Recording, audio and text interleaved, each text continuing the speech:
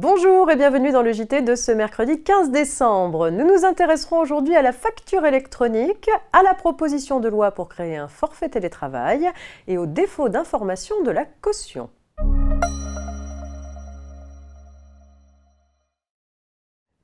Depuis le 1er janvier 2020, toutes les entreprises sont tenues d'envoyer leurs factures à destination de la sphère publique en format électronique via le portail Chorus Pro.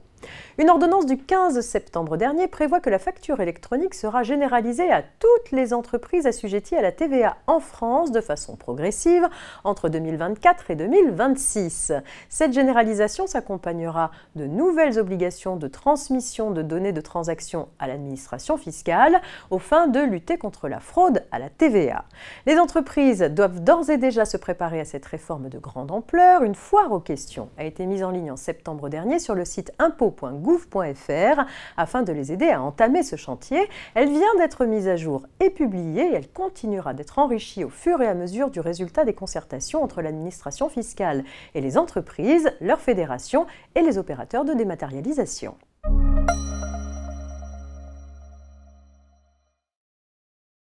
Une proposition de loi visant à permettre aux employeurs qui le souhaitent de prendre en charge les frais de télétravail sous la forme d'un forfait annuel a été déposée à l'Assemblée nationale le 16 novembre 2021. Selon l'exposé des motifs, il pourrait autant s'agir de frais liés au télétravail à domicile que du télétravail exercé à l'extérieur, par exemple dans un télécentre comme un espace de coworking. La mise en place du forfait télétravail ne serait pas légalement obligatoire. Le forfait télétravail serait prévu soit par accord collectif, soit par décision de l'employeur. La prise en charge des frais générés par le télétravail par l'employeur pourrait prendre la forme d'une solution de paiement spécifique, dématérialisée et prépayée, émise par une entreprise spécialisée pour permettre aux télétravailleurs de régler ses frais. En pratique, l'employeur délivrerait aux télétravailleurs des titres télétravail qu'il aurait acquis auprès d'une société émettrice. Mais attention, la proposition de loi en est au tout début du processus législatif.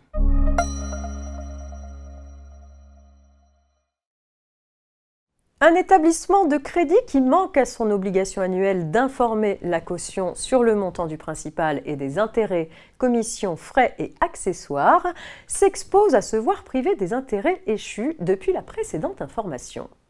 Dans une récente affaire, la banque d'une entreprise en faillite se retourne contre son gérant qui s'est porté caution du prêt consenti à cette dernière.